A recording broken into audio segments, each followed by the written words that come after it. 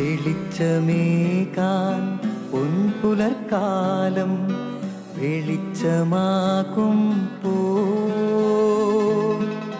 നുറുങ്ങുവെട്ടം പക്ഷിപരാഗം തെളിച്ചു കാട്ടുമ്പോ വരുന്നു ദൈവം മനസ്സിനുള്ളിൽ തിളക്കമേകിടാൻ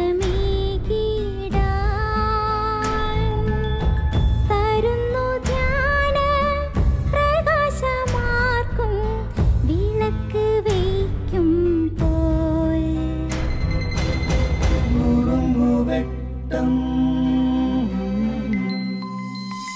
ഇറങ്ങിടട്ടെ ഹൃദന്തമെല്ലാം യുഗപ്രകാശത്താൽ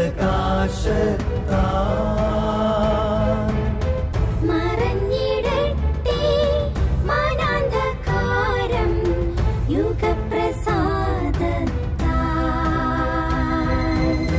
നുറുങ്ങുവെട്ടം.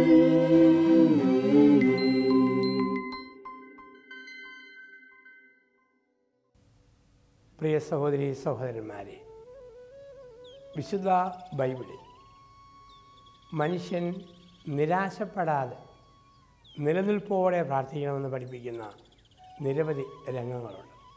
അതിൽ ഒന്നാണ് ലൂക്കായുടെ സുവിശേഷം 18-ാം അധ്യായം 1 മുതലുള്ള വാക്യങ്ങൾ. ന്യായാധിപനും വിധവയും. പൗരസ്ത്യദേശത്ത് കുറേ കുടുംബങ്ങളുടെ കേസ് സെറ്റിൽ ചെയ്യാൻ വേണ്ടി ഒരു ജഡ്ജിയെ വെക്കും. ആരാണോ കൂടുതൽ കാശ് കൊടുത്തത്, കൈക്കൂലി കൊടുത്തത്, അവർക്ക് അനുകൂലമായി വിധി പ്രസ്താവിക്കുകയും ചെയ്യും. കാശില്ലാത്ത, കൈക്കൂലി കൊടുക്കാൻ കഴിവില്ലാത്ത ഒരു വിധവ വലിയവായിലെ കരഞ്ഞ് പ്രാർത്ഥിച്ചുകൊണ്ടിരുന്നു. അവസാനം ഈ ന്യായാധിപൻ അവൾക്ക് നീതി നടത്തി കൊടുത്തു എന്നാണ് പറയുക. നമ്മൾ നിരാശപ്പെടാതെ പ്രാർത്ഥിക്കണം. തമ്പുരാനറിയാം ഒരു കാര്യം നടക്കാൻ കൂടുതൽ സമയമെടുക്കുന്നത് കോടതിയിലാണ്. അതിൻ്റെ പശ്ചാത്തലത്തിലാണ് പറയുക, കോടതിയിൽ കാലതാമസം എടുക്കുന്ന പോലെ ദൈവത്തിൻ്റെ അടുക്കൽ ചില കാര്യങ്ങൾക്ക് കാലതാമസം എടുക്കും ഉത്തരം കിട്ടാൻ. എങ്കിലും നിരാശപ്പെടാതെ പ്രാർത്ഥിച്ചോണം.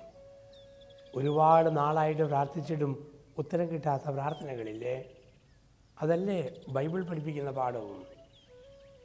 അബ്രഹാം 20കളിൽ അപ്പനാകാൻ ആഗ്രഹിച്ചതാണ്. അപ്പനായപ്പം വയസ്സ് 100. മോശ 30കളിൽ നേതാവാകാൻ മോഹിച്ചതാണ്. നേതാവാക്കിയപ്പോൾ വയസ്സ് 80 കഴിഞ്ഞു. സക്കറിയ 20കളിൽ പിതാവാകാൻ ആഗ്രഹിച്ചു. പക്ഷെ പിതാവായതോ? സ്നാപയോഹന്നാൻ്റെ ജന്മദിനവും സക്കറിയയുടെ സപ്തതി ആഘോഷവും ഒരുമിച്ചായിരുന്നു. കാലങ്ങൾ കഴിഞ്ഞാണ്. 2017 നമ്മൾ പ്രാർത്ഥിക്കുന്നു. ഉത്തരം കിട്ടാൻ പോകുന്നത് 2033 ഒക്ടോബർ 10-ാം തീയതി ആയിരിക്കും. കാലതാമസം എടുക്കും. നിരാശപ്പെടാതെ പ്രാർത്ഥിക്കണം. ചില കാര്യം ഇതുവരെ പ്രാർത്ഥിച്ച് കിട്ടിയില്ലല്ലോ എന്നോർത്ത് ഇന്നും നിർത്തിയേക്കരുത്. ഇന്നും പ്രാർത്ഥിക്കണം, നാളെയും പ്രാർത്ഥിക്കണം. ഇരുണ്ടും വെളുത്തും കടന്നു പോകുന്ന ദിനരാത്രങ്ങൾക്കിടയിൽ ഒരിക്കൽ ദൈവത്തിൻ്റെ അത്ഭുതത്തിന് നമ്മൾ സാക്ഷ്യം വഹിക്കും. ആ ഉറപ്പ് നമുക്ക് വേണം. ഭഗ്നാശരാകാതെ പ്രാർത്ഥിച്ചോണം. അങ്ങനെ പ്രാർത്ഥിക്കുമ്പോൾ ദൈവം ഇടപെടും. ഭർത്താവിൻ്റെ മദ്യപാനം നിർത്താൻ വേണ്ടി ഒരുപാട് നാളായിട്ട് പ്രാർത്ഥിക്കുന്നു, മാറിയില്ലേ? ദൈവം മാറ്റുന്ന ദിവസമുണ്ടാകും. ഭാര്യയുടെ സ്വഭാവത്തിൽ മാറ്റാൻ വരാൻ വേണ്ടി ഒരുപാട് പ്രാർത്ഥിച്ച് മാറിയിട്ടില്ലേ? ദൈവം തിരുത്തുന്ന കാലമുണ്ടാകും. മകൻ്റെ മോശമായ കൂട്ടുകെട്ട് മാറാൻ വേണ്ടി ഒത്തിരി പ്രാർത്ഥിച്ചു, ഒരു ചേഞ്ചുമില്ല. ബലത്തോടെ പിടിച്ചു നിൽക്കുക, മാറുന്ന ദിവസം ആഗതമാകും. ഒരു ദുഷിച്ച കൂട്ടുകെട്ടിൽ മോള് വന്ന് വീണുപോയി, നീറി പ്രാർത്ഥിച്ചു, ഒരു ചേഞ്ചുമില്ല. ബലത്തോടെ നിൽക്കുക, ദൈവം മാറ്റും. നിരാശപ്പെടാതെ പ്രാർത്ഥിച്ചുകൊണ്ടിരിക്കുക.